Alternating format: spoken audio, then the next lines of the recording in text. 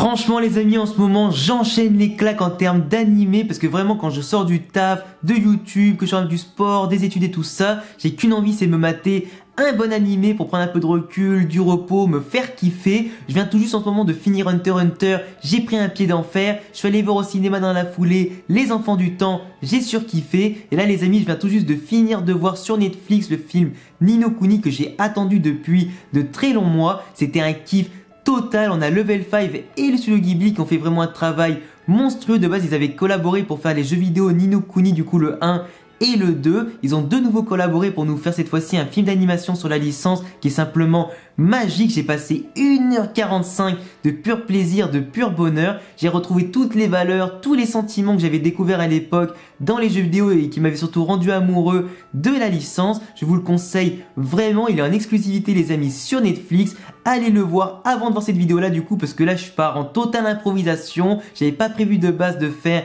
une vidéo, simplement que ça m'a tellement fait kiffer, j'ai tellement passé un bon moment et je suis tellement en kiff sur la licence que j'étais obligé mon pote d'allumer la lumière, ma caméra, poser mon cul, te raconter ma life et mon avis sur un animé qui je suis sûr va te faire kiffer. Et vraiment j'ai pris une claque d'enfer et je pense que vous le voyez directement, j'ai le sourire jusqu'aux oreilles, j'ai les yeux ouverts comme ça, je suis hyper content de vous en parler. Je suis pas du tout payé pour vous en parler, sinon je serais hyper content aussi de gagner un peu de thune là-dessus sur un truc qui me fait plaisir, mais c'est pas du tout le cas. Je suis vraiment simplement transparent, je vous transmets tous mes bons sentiments, tous les sentiments à chaud que j'ai ressenti. C'est en totale improvisation, ça va partir un petit peu dans tous les sens, il n'y aura pas du tout de spoil. Je vais simplement te raconter vite fait le prologue, l'introduction du coup pour t'intéresser davantage à voir la série, tous les bons côtés aussi qui peuvent aussi te donner envie simplement de découvrir cette licence. C'est une licence surtout les amis de Level 5 et du studio Ghibli qui de base est un jeu vidéo et que je trouve hyper sous-coté, et je pense qu'ils ont vraiment voulu cette fois-ci faire un animé pour donner envie pourquoi pas aux plus jeunes, aussi aux plus expérimentés qui sont fans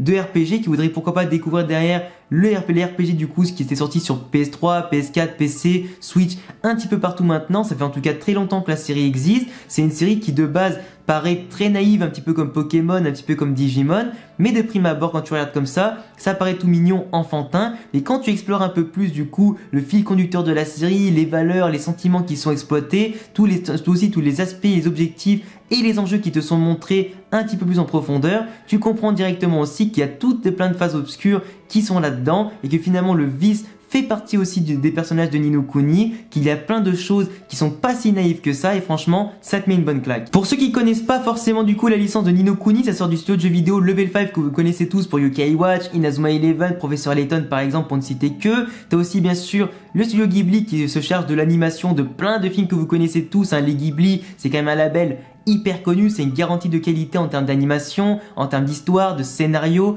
de bonnes choses. Il y a que des pépites qui sortent en tout cas de ce studio là, c'est très rare qu'ils sortent de la merde, c'est magnifique à souhait. Et vraiment quand tu associes un studio de jeux vidéo de qualité puis forcément un studio d'animation, ça peut que faire du bon. Ils ont réussi de belles missions dans les premiers jeux vidéo, en tout cas c'était féerique à souhait, c'était beau, c'était des RPG que t'adorais faire, une belle histoire, de beaux enjeux, de belles valeurs, de beaux sentiments à parcourir, des personnages attachant, des histoires aussi bien ficelées qui se laissent dérouler au fur et à mesure sans prise de tête. Tu prenais ton pied dans les jeux vidéo, j'ai retrouvé tout ça dans l'animation et c'est parfait. Dans les jeux vidéo par exemple, tu retrouvais du coup un aspect RPG où dans le premier tu suivais un petit garçon qui s'appelait Oliver. Il était tranquillement en train de vivre sa meilleure vie avec sa maman. Il allait se noyer du coup dans une rivière jusqu'à ce que sa mère vienne le sauver. Ensuite elle va tomber malade et bien sûr mourir de sa maladie. Du coup ça l'a laissé totalement orphelin. Il a dû partir dans le Ni no Kuni, dans un monde parallèle au sien pour redécouvrir des personnages qu'il connaissait déjà, parce qu'en réalité le Ni no Kuni les amis c'est simplement un monde parallèle au monde normal où tu vas retrouver pourquoi pas ton double à toi du coup dans ce monde là qui aura soit la même personnalité que toi, soit peut-être une personnalité totalement différente. C'est un petit peu kiff kiff et pile ou face, mais en réalité le Ni no Kuni les amis c'est comme le monde réel. On va dire que tous les actes que tu auras dans un monde aura aussi des conséquences sur l'autre et sur les personnages qui sont de l'autre côté. Ça peut aussi être possible que quand un personnage meurt dans l'univers 1 il va aussi mourir dans l'univers 2, ou des fois s'il naît dans l'un il va mourir dans l'autre. Ça dépend aussi ça dépend les âges, les personnalités, les destins on va dire de chaque personnage. Il y a beaucoup d'ambivalence, beaucoup d'échanges aussi équivalence, en tout cas super bien foutu comme univers. Du coup dans le 1 tu suivais Oliver, du coup avec un aspect beaucoup Pokémon où tu avais la collectionnite, des monstres à capturer, tu devais aller du coup sauver ta maman du coup pour qu'elle revienne en vie dans le monde réel. Dans le 2 tu avais simplement un personnage lambda qui se retrouvait dans l'univers, qui était plus en proie cette fois-ci à la guerre et du coup tu devais aider le prince qui était donc le futur roi du royaume à construire un royaume et bien sûr défoncer les forces du mal. Et cette fois-ci t'as rien à voir, tu suis du coup l'histoire de Yu, de Haru et aussi de Kotona qui sont 3 lycéens, du coup 2 garçons et une fille qui vivent leur meilleure vie, du coup qui vivent leur quotidien, qui sont du coup en pleine étude. T'as Kotona malheureusement qui va se retrouver du coup toute seule dans la rue et elle va se retrouver aussi poignardée par un inconnu, elle est donc quasiment au bord de la mort. Du coup t'as Yu et Haru qui vont venir la sauver, qui vont essayer en tout cas de tout faire pour qu'elle reste en vie. Ils vont se retrouver à ce moment-là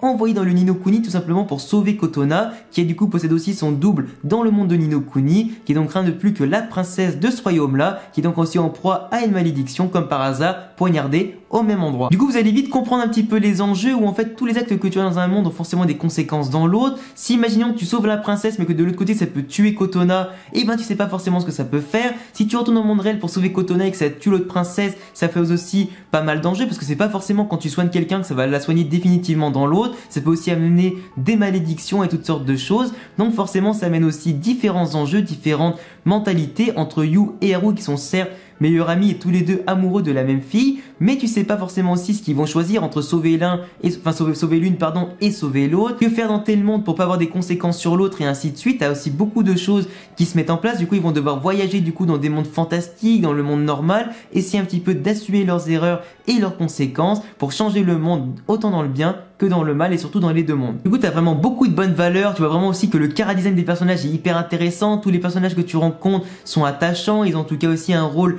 bien précis. T'as aucun plan qui est laissé au hasard dans les Ghibli et encore plus dans celui-là. Tout est parfaitement bien construit. À aucun moment t'es lassé de l'histoire et aussi forcément de ce qu'on te raconte. T'aimes aussi découvrir les petites actions, même les moins importantes, parce que ça nourrit l'histoire. Ça la rend encore plus attachante, encore plus attrayante. Tu retrouves surtout aussi toutes les OST, la bonne ambiance que tu retrouvais à l'époque dans les jeux vidéo. Du coup, ça te berce avec un maximum de nostalgie pour découvrir aussi dans la foulée les jeux que t'as kiffé. Vraiment, autant les personnages principaux que tu suis que les autres sont vraiment plein de bons fonds. T'as aussi forcément ceux qui sont plein de mauvais fonds. Tu découvres du coup une histoire qui aura du coup aussi la base de trahison, une base aussi de confiance qui sera détruite au fur et à mesure. Les sentiments de personnages qui vont se confronter, qui vont donc amener à des duels qui vont être assez intéressant, t'as de magnifiques combats, t'as aussi un rôle qui est amené et majeur pour certains personnages qui vont donc se révéler au fur et à mesure de l'histoire, assez intéressant. Bien évidemment, je te spoil absolument pas parce que tout est bien construit, hein, donc c'est pour ça que je te raconte plutôt des détails sur l'animation, sur les OST et tout ça, mais crois-moi mon gars que à la fin, tu seras sur le cul tellement la valeur finale, la morale finale et surtout la conséquence de tous les actes du film auront eu du coup un déroulement et une conclusion que t'avais pas vu venir. Après vraiment, quand je te dis que j'ai passé 1h45 de pur plaisir avec plein de surprises, de sensations, j'ai pas décroché les yeux en tout cas de mon PC parce que c'était sur Netflix, c'était vraiment hyper kiffant, j'ai vraiment pas du tout détesté un seul moment du film. Certes, c'est pas non plus le film de l'année, c'est pas non plus le 10 sur 10, c'est plutôt, si je devais donner une note, un 8 sur 10, c'est quand même bien foutu, mais après forcément, le scénario aurait pu être encore plus bien, enfin encore mieux poussé, les personnages aussi encore mieux construits, mais pour 1h30 de pur kiff sur de base une licence qui est quand même un jeu vidéo et non pas un film d'animation, c'est mieux que rien, c'était quand même bien foutu, je suis pas déçu d'avoir attendu 2 longs mois, et même si là du coup je te fais une review, on va dire qui est pas écrite, qui est un peu partie dans tous les sens, etc., j'essaie de pas te spoiler du tout, juste te donner envie vraiment de te transmettre ma passion pour aller voir ce film, te faire ton avis et venir en commentaire pour me dire Alex, t'avais raison. Après tout, de toute façon, le principal quand tu mates un animé, que tu joues à un jeu vidéo, que tu écoutes de la musique ou peu importe ce que tu fais dans ta vie, tant que tu kiffes, c'est le principal, peu importe la vie des autres et tout ça. Les autres dans vos quotidiens les gars, c'est simplement des gens qui vont vous donner des avis pour vous donner envie ou des fois pour vous dégoûter de certaines choses, mais la seule chose qui va compter le plus dans votre opinion, c'est simplement comme je viens de le dire, votre opinion. Donc même si quelqu'un dit que ça c'est de la merde, allez quand même le voir pour vous faire votre propre avis, votre propre opinion, sans être matrixé par l'avis des autres et passer pour un gros mouton. Du coup, même si je vous dis que c'est bien, des fois peut-être que toi t'aimeras pas, mais en tout cas, j'ai kiffé, j'ai pris mon pied, c'est le principal et j'espère en tout cas que toi aussi, tu kifferas. Voilà les gars, c'était simplement une petite vidéo sur mon avis. J'essaie en tout cas de vous donner envie, de vous transmettre ma passion pour cette licence. Si t'as aussi jamais joué aux jeux vidéo Ni no Kuni, que ce soit le 1 ou le 2, qui sont très différents en termes de gameplay, d'histoire, de personnages et d'enjeux, je t'invite vraiment à les faire, ils sont vraiment géniaux, tu passeras un excellent moment, c'est vraiment un voyage dans un monde féerique et parallèle que tu regretteras pas. Ce film là aussi, regarde-le en soirée, ça va vraiment te détendre après une longue journée, c'est vraiment un kiff. Ou le matin carrément, tu sais quoi, tu regardes ça et tu seras sûr de passer la meilleure journée de ta vie. En tout cas, j'ai posé ma caméra, c'était de l'impro, c'était pas construit comme d'habitude, mais j'espère vraiment que cette vidéo vous a plu. Je pouvais pas du tout vous mettre d'images ou alors de vidéos, d'extraits vidéo parce que vraiment entre les droits d'auteur et tout ça, c'est très compliqué. Vous savez, sur YouTube, c'est en ce moment en plus avec les nouvelles lois, tout ça, c'est assez compliqué. J'essaierai de vous mettre un maximum de choses pour illustrer ce que je dis, surtout aussi pour vous donner envie avec des visuels. Mais vraiment, allez le voir, il est en exclusivité sur Netflix et crois-moi les gars, vous n'allez pas le regretter. En attendant les amis, les prochaines vidéos, je vous laisserai d'avance me dire en commentaire si vous l'avez vu ou pas, si vous connaissiez les jeux ou pas. Je vous laisse aussi vous abonner, cocher la cloche pour ne pas rater mes prochaines vidéos, me laisser un gros pouce bleu si vous avez kiffé cette petite vidéo avec bien sûr mon avis sur Ni no Kuni. T'as également le lien de ma chaîne foot en description, t'as aussi forcément mon Instagram et mon Twitter en description. Et bientôt les gars pour de prochaines vidéos et prenez soin de vous.